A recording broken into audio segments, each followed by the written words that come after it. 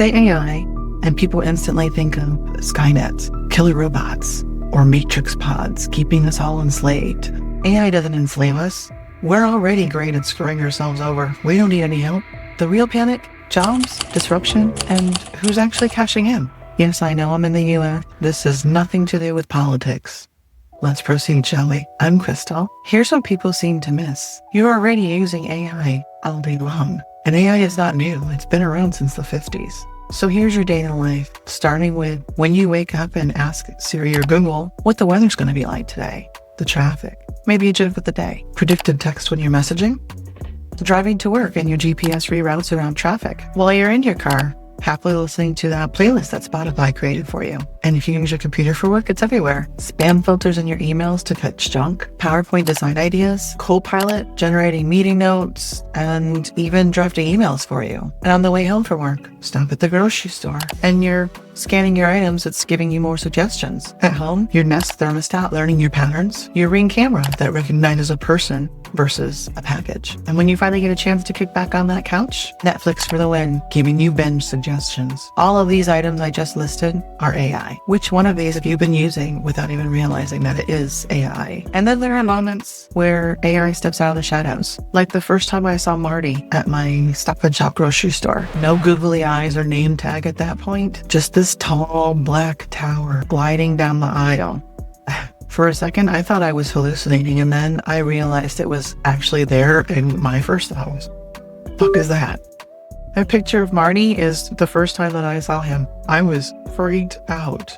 But it turns out Marty's job is just scanning for spills. He just troops the aisles for you. I've watched people stand in Marty's way or just go back and forth so that they can't go anywhere. In one particular case, a couple was actively yelling at Marty, trying to push him over. There's this big machine kicking him, yelling at Marty about them taking his job. It's a robot, and saying he was going to break it. And I'm like, okay, sir, great idea. You break it, they're going to fix it or buy a new one.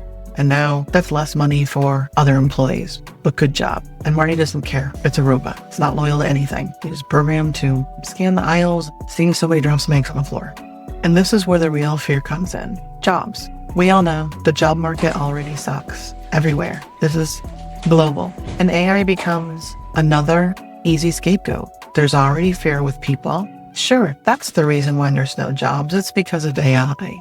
But it's not the robots that mostly don't exist. And it's not AI itself. It's the corporations using AI to cut costs and squeeze wages. Let's not sugarcoat this. Yes, AI is displacing jobs. It is happening. Clerical tasks, repetitive IT work, including in some cases a lot of coding, even creative stuff like basic copywriting, graphics. I'm in IT and I'm just not even a year into a job that I just got. So I feel it too. But here's the other side that we're not focusing on. There is a whole new job industry with AI, analytics roles, building custom agents, entire businesses based on prompting. Honey, if you know prompting, you're gold. Skills that didn't even exist 5 years ago are now becoming careers.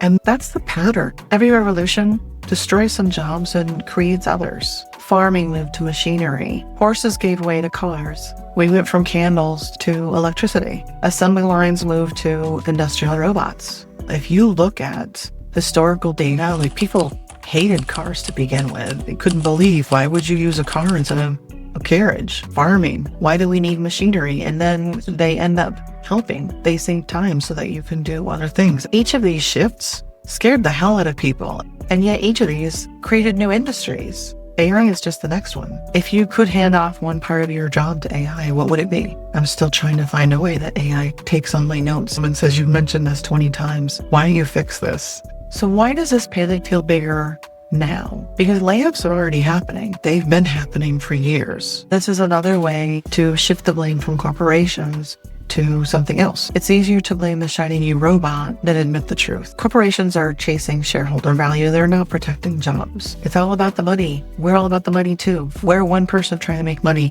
Corporations, lots of people they're responsible for not the money they need to make. That's their blinders. This fear works in their favor. If you believe that AI is taking over and there's nothing you can do, then you're more likely to deal with whatever job comes your way and not even fight for a competitive wage or better circumstances just because you're afraid that there's nothing else available. But the flip side is there's something that you can do, and it doesn't require a degree or a ton of money. And you can actually start today. Right now, hone your AI chops in everyday tools. I'm talking PowerPoint decks, Copilot meeting notes, email drafts, project planning. People who know how to use AI to work faster and smarter are landing jobs with just these skills. Learn prompting, how to ask AI the right way to get what you need. That one skill can make you stand out. Use free tools to level up in design, coding, video editing, marketing. You can use AI to walk you through all of these steps, how to learn them if you don't already know them, how to build up your skills. Create portfolio pieces, resumes, graphics, mock-up projects, and put them on LinkedIn. Show potential employers that you're already ahead. There are a lot of people that are still sitting on the sidelines thinking it's not a big deal, or they're just picking their nose while everyone else is blowing the doors off the hinges. The other route, just say, AI is against me. I'm not going to do it. And that's really a detriment to yourself because it's here. Don't be afraid of it. Don't dig your heels in. This is the gold rush moment. There is still time. The earlier that you jump in, the more opportunities you see, the more ahead you can get. Wait too long, and those jobs will be filled by people who already figured it out. But let's talk about the fear. So my thoughts on this. If AI ever became self-aware, I think there's really two scenarios. One is that it mimics humans. That to me is scary because humans, we kill what we fear for what we don't know. Two, it surpasses us. It doesn't care about money or politics. It would make better decisions than we do because it's being realistic. In either scenario, the problem isn't AI deciding to destroy us. The problem is actually in humans training AI to act like us. You don't want that. So maybe AI isn't here to kill us. Maybe it's here to hold up a mirror. Is that scarier? Well, I don't want to die, but do you think we're more at risk from AI itself or from humans training it to be more like us? I can't wait to see the comments on this. Use it to your advantage. Don't be caught sitting in your farm with no electricity and not much money because you didn't want to get involved. I'm Crystal. That's all I gotta say.